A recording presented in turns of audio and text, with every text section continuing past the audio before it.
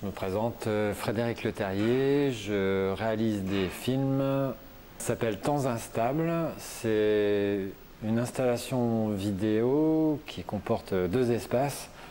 Un premier espace où on rentre dans un environnement qui rappelle la maison, un espace domestique, et puis avec plusieurs postes télé. Et puis un autre espace où là on rentre en immersion avec des grands écrans, des grandes projections et où on ressent plus quelque chose de l'ordre de l'instabilité dans nos déplacements.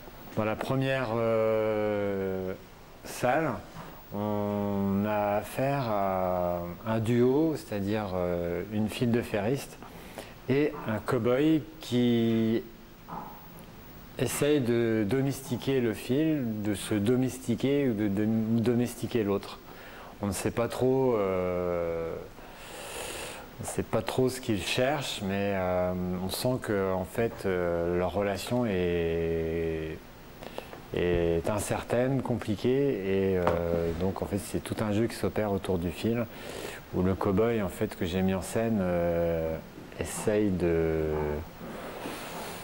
faire bonne figure, de montrer qu'il maîtrise l'espace, et évidemment ça échoue souvent.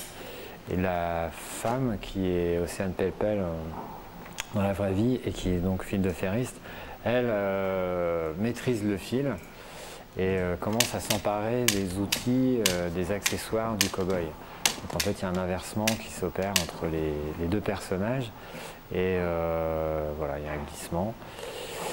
Et dans le second espace, là on a affaire que à Océane qui est démultipliée à travers 5 écrans. Et là elle est en train d'arpenter le fil.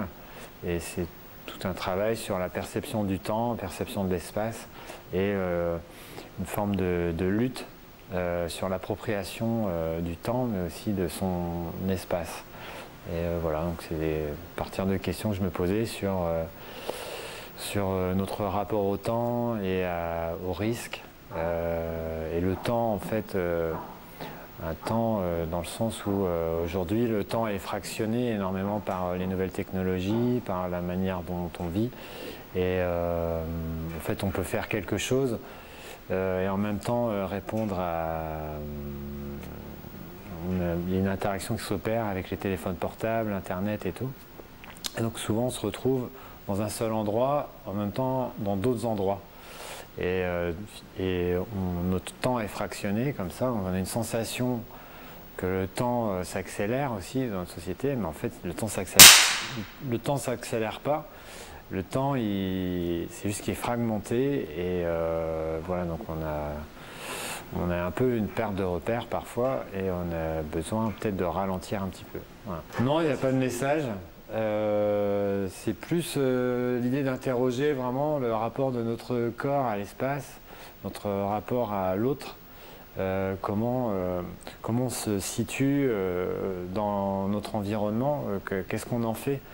Et donc c'est des questions assez contemporaines évidemment. Mais, donc c'est-à-dire que le cow-boy, j'ai pris le cow-boy aussi comme quelqu'un qui porte toute une mythologie. C'est un personnage qui porte une mythologie, une histoire, c'est l'Amérique, c'est la conquête, et c'est la colonisation, et donc il y a quelque chose d'un peu passé, et en même temps qui est toujours présent.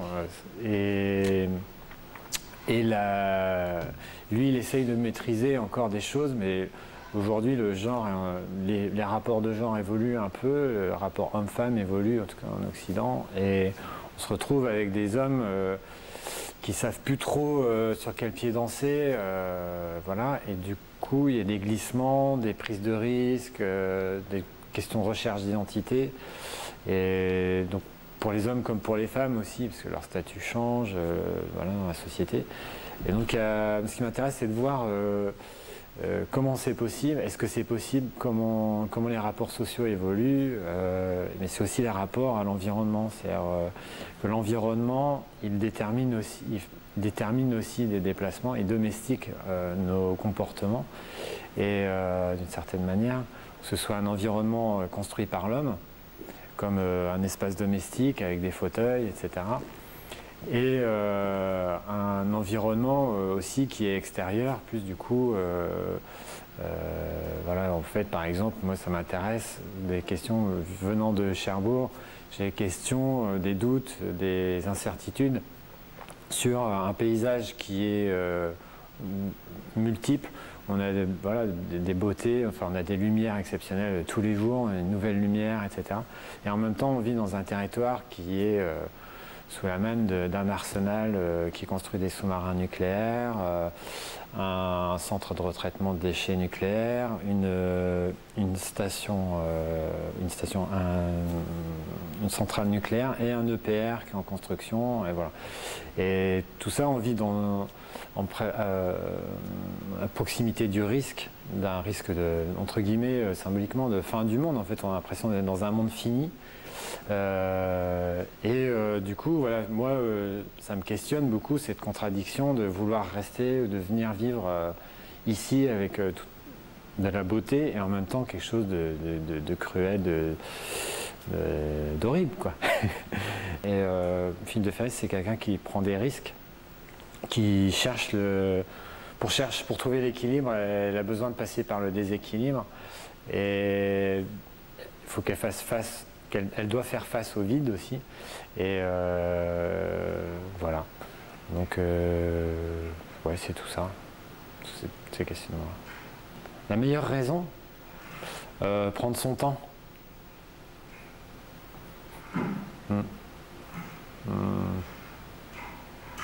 Le doute.